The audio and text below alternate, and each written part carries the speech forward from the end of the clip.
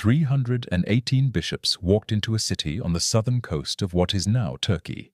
The year was 325.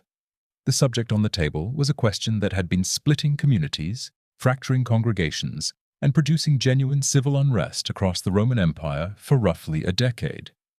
The question was not a small one. The question was, what exactly is Jesus? Not who. What? And when those 318 men finished their work, 2 of them refused to sign the document. 2 men in a room full of bishops looked at what had been produced and said, no.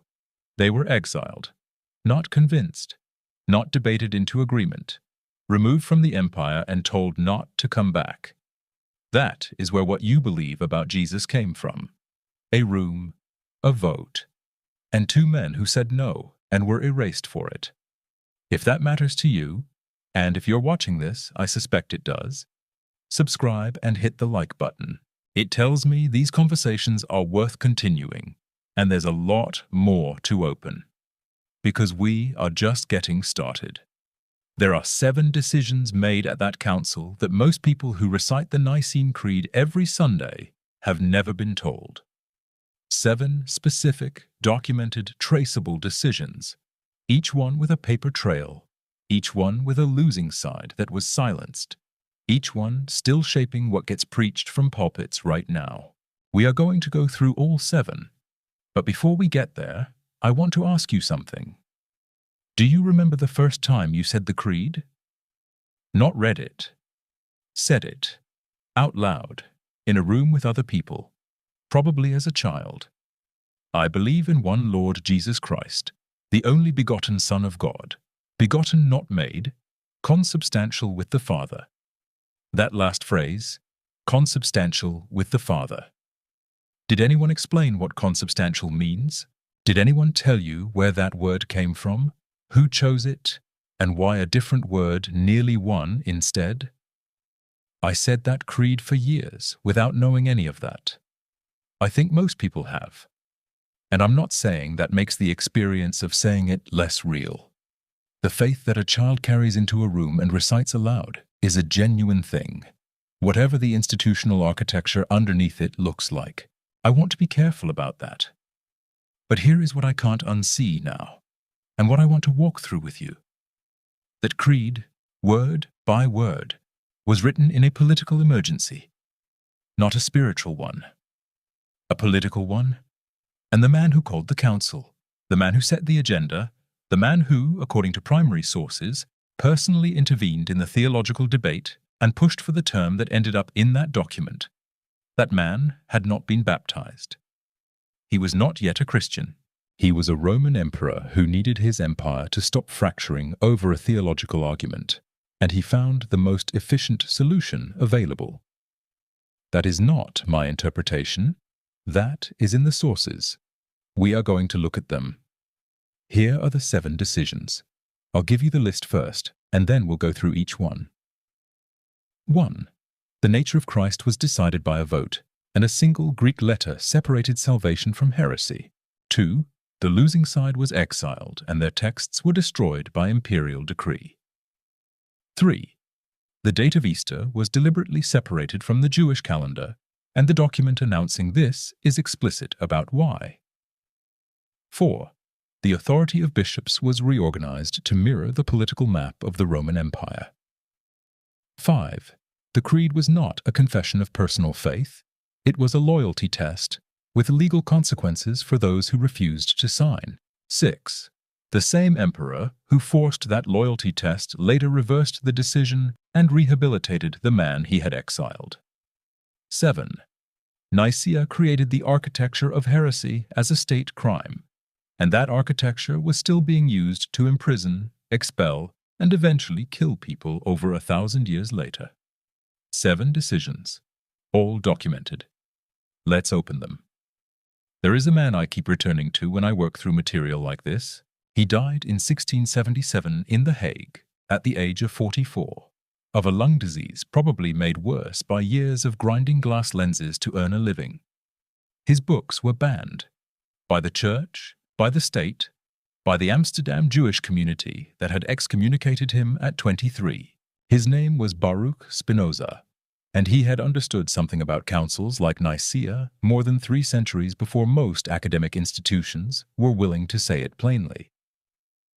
In chapter 19 of the Tractatus Theologico-Politicus, a book he published anonymously in 1670 because he knew what happened to people who put their name on ideas like these, Spinoza laid out an argument that institutions have spent 3.5 centuries refusing to fully answer. He wrote that the authority of religious councils is not divine. It is civil. It belongs to whoever controls the room. And in chapter 12, he made the corollary point. What a text means is not revealed. It is decided by the people with enough power to make their interpretation binding.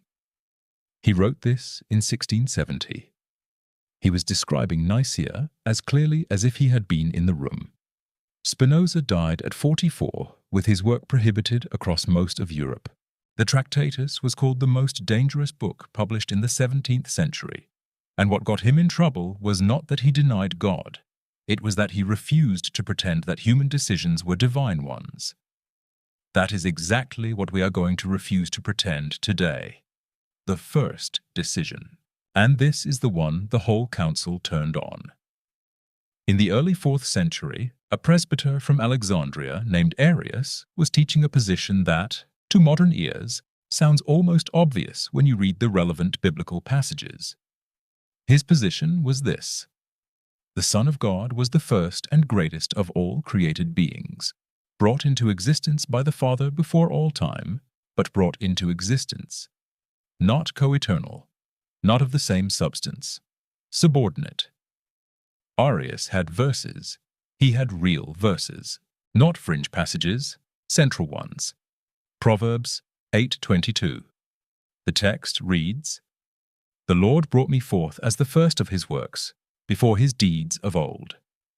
This is the passage where wisdom speaks, and early Christians widely identified wisdom with the Logos, the Word, the pre-existent Christ. The Lord brought me forth. Created. First. Before everything else, but still, first among created things. Mark 13:32. Jesus speaking directly about the end times.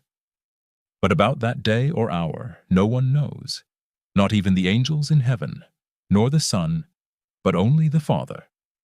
The Son does not know what the Father knows. That is not the language of co-equal divinity. That is the language of a being with access to less than another being. And then there is John 14:28. Jesus, again, speaking to his disciples. The Father is greater than I. 4 words: subject, verb, comparison. I want you to hold on to that verse, because we're going to come back to it. Arius was not building his theology out of nothing. He was reading what was on the page. His opponents also had verses. The primary one was John 10:30. I and the Father are one. And yes, that verse is there too, which is exactly the problem. Because if you put John 10:30 and John 14:28 next to each other, you do not get a clear answer. You get a tension. You get 2 sentences that point in different directions and a serious question about what the author intended, what the literary context means, and whether the Greek word for one here is ontological or relational. That question is still genuinely contested among New Testament scholars. It was not resolved in 325. It was terminated in 325. The council introduced a word, homoousios. It means of the same substance or of the same being. The Father and the Son are homoousios, identical in nature, not merely similar, not subordinate, not sequential. And this is where Eusebius of Caesarea, who was present at the council and who was broadly sympathetic to the Arian position going in, records something that should stop you cold. According to Eusebius, writing in his Life of Constantine, the Emperor Constantine personally proposed the term homoousios. Not the bishops, the emperor. A man who was not yet baptized, who had risen to power through military force, who had his own son executed a year after Nicaea. This man walked into the theological debate and offered the word that became the creed of global Christianity. Homoousios was not, at that point, standard Christian vocabulary. It was a term from Greek philosophy, from Neoplatonism, that had actually been condemned at a previous synod in Antioch in 268 because it was considered too close to certain heretical positions. Constantine picked a word that had previously been ruled out of bounds by other Christians, and 318 bishops, under imperial presence with the weight of the Roman state in the room, accepted it, and the two who didn't were exiled. I want to hold that for a moment, because I know what this stirs up. If you grew up being taught that the Creed is the settled, revealed, eternal testimony of the Church, learning that it was drafted under political pressure, with imperial vocabulary, in a room where dissent was punishable by exile, is not a small thing. That is a structural shift. And it is okay if it takes time to locate yourself inside it. Take the time. The second decision followed directly from the first. Once the council had defined orthodoxy, it needed to deal with what to do about the people who had been teaching something else. The answer was not pastoral. Arius was exiled. The bishops who had aligned with him were given the option to recant and sign, or follow him out. And then there was the matter of the texts. Constantine issued an imperial order. This is documented in Eusebius, requiring that the writings of Arius be surrendered and burned. The decree specified that anyone caught concealing Arian writings would be executed. This was in 325. A theological disagreement had become a capital offense within the same year the council ended. What we know about Arius's actual theological arguments, we know almost entirely through Athanasius, the man who spent his career destroying them. There is a fragment of a letter Arius wrote to Bishop Eusebius of Nicaea that survives, because Athanasius quoted it in order to refute it. The voice of the losing side reaches us filtered entirely through the hand of the winner. That is the evidentiary situation we are working in. The third decision is the one that gets least attention, and it is in some ways the most direct. One of the outcomes of the council concerned the date of Easter. Before Nicaea, different Christian communities calculated Easter differently. Some tied it to Passover, the Jewish lunar calendar, the 14th of Nisan. The council decided to standardize the date and, critically, to sever it from any alignment with the Jewish calendar.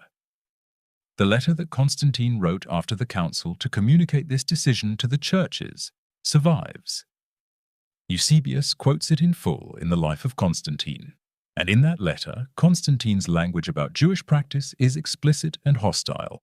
He writes that it is unworthy for Christians to follow the custom of a people who have stained their hands with the most fearful of crimes. The specific phrasing is documented. The reason for separating Easter from Passover was not astronomical precision. It was deliberate theological and ethnic distancing, written in the voice of the imperial authority who had just presided over a council claiming divine guidance. I need to name what that is. That is antisemitism codified into liturgical practice by a Roman emperor in the name of Christianity in the year 325. Not as a fringe position, as an official conciliar outcome. The calendar that billions of Christians follow for the most sacred day of the year was shaped in part by that hostility. That is in the primary source. The fourth decision is structural and easy to miss because it looks administrative. The council reorganized episcopal authority, the hierarchy of bishops, according to regional jurisdiction. Rome, Alexandria, Antioch, the three great sees, each with authority over a defined geographic territory. The map of Christian authority became, for the first time, explicitly coextensive with the map of Roman imperial administration. This matters because it means the Church's power structure was not built to follow the movement of the Spirit, or the location of communities, or any theological principle. It was built to follow Roman provincial borders. When Rome later moved its capital east to Constantinople, which had not yet been founded in 325, the question of who ranked highest in the episcopal hierarchy immediately became a question of imperial politics. The rivalry between Rome and Constantinople that eventually split Christianity in 1054 in the Great Schism has its architecture in the fourth decision at Nicaea. The fifth decision is the one that changed what it means to be a Christian in the most operational sense. Before Nicaea, there was no mechanism within Christianity to make theological disagreement a legal crime. Christians disagreed. Wildly. Communities had different texts, different practices, different Christologies. The diversity of early Christianity, documented extensively by scholars like Bart Ehrman at the University of North Carolina, Chapel Hill, was not a deviation from an original unity. It was the original condition. The Nicene Creed changed that. Not because the creed itself was new, versions of creedal formulas existed before, but because this creed was backed by the Roman state. Signing it was not a profession of personal faith. It was a loyalty declaration to imperial policy. Bishops who refused to sign were removed from their positions and exiled. The creed became the instrument through which theological dissent could be punished by the civil government. Hear what that actually means. Prior to 325, if you had a different understanding of who Christ was, you were in a theological argument. After 325, you were a criminal. That transition from argument to crime happened in a single council, under a single emperor, in a single afternoon. I know what some of you are carrying right now, because some of you were told at some point in your life that questioning the doctrine of the Trinity was a sign of spiritual immaturity, that your confusion was a failure of faith, that good Christians don't ask the question Arius was asking. And what you are realizing, if you hadn't before, is that the instruction not to ask that question was issued at sword point in 325. The certainty you were handed was manufactured, not revealed, manufactured. Stay with that, because we're not done. The sixth decision is the one that most directly exposes what was actually happening in that room.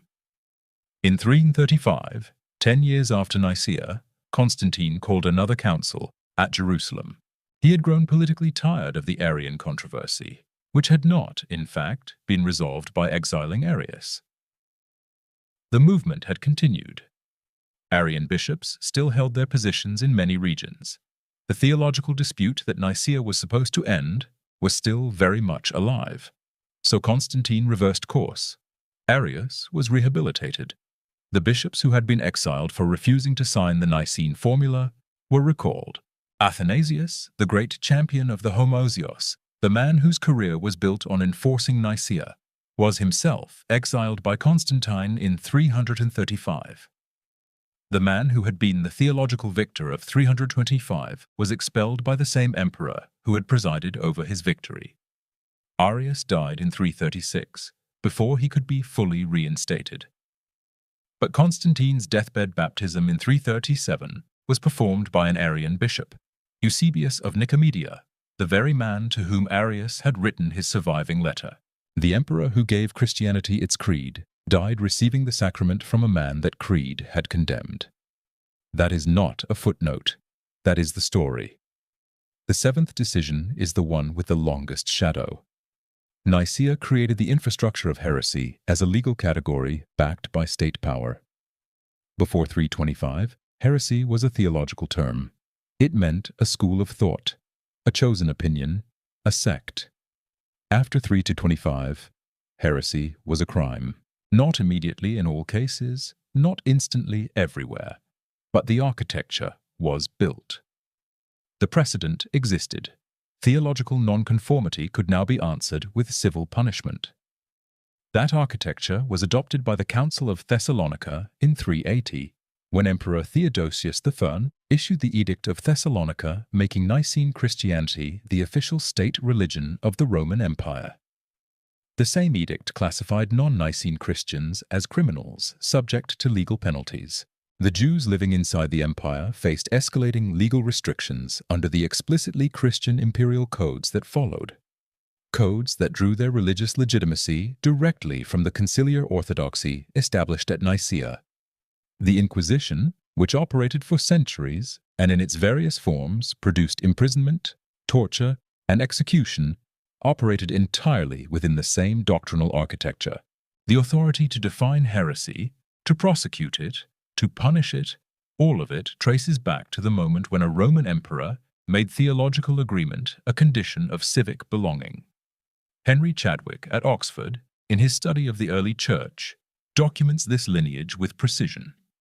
It is not a polemical argument. It is institutional history. I am not saying everyone who signed the Nicene Creed was responsible for the Inquisition. That would be absurd. People who recite the Creed at Sunday services are not responsible for what Constantine built. But understanding what was built, and understanding that it was built by human beings with political interests in a specific year for specific reasons, that understanding changes what it means to hold the Creed in your hands. Spinoza understood this. He watched the same architecture operate in 17th century Amsterdam. The cherem issued against him at 23, one of the most severe acts of excommunication in the history of the Amsterdam Jewish community, was issued without any specific charges recorded in the surviving document. The document exists. It survives. It names no specific acts, no specific statements. It uses the language of abominations and evil opinions, and it bans him from the community with immediate effect, forbids any contact, any conversation, any reading of his writings. The mechanism is the same. Define the boundary of acceptable belief. Enforce it with institutional power. Expel those who cross it. Spinoza saw that mechanism operating in his own life, and he traced it back through 15 centuries of councils and creeds to the moment when a Roman emperor decided that religious unity was too useful to leave to the Spirit. Here is what I want to say to you directly, and I want to say it carefully. If you grew up in a tradition that required you to accept the Nicene Creed as the irreducible, non-negotiable, divinely ordained definition of Christian faith, and if you found yourself, at some point, unable to make that acceptance work honestly, you were not failing. You were reading. You are allowed to read John 14:28 and John 10:30 in the same sitting. You are allowed to notice that they generate a real tension, and that the tension is not resolved by the text. It was terminated by a vote.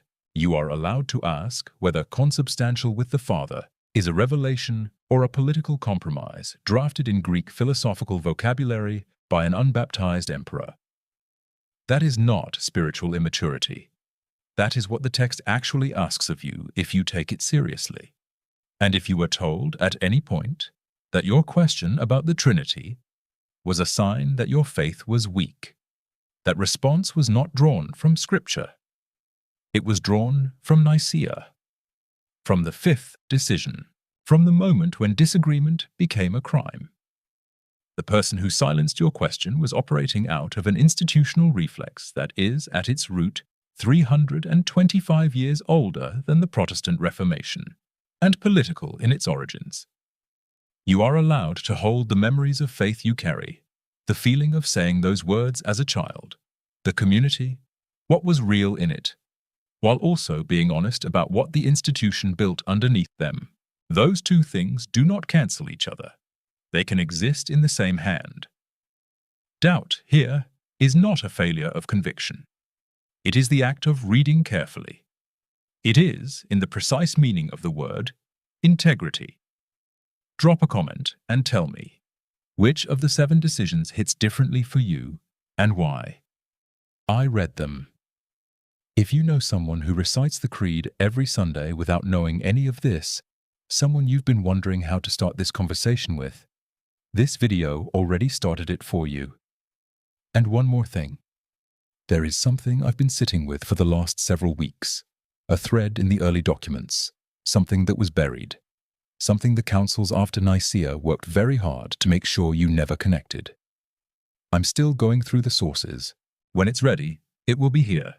Subscribe, and you won't miss it.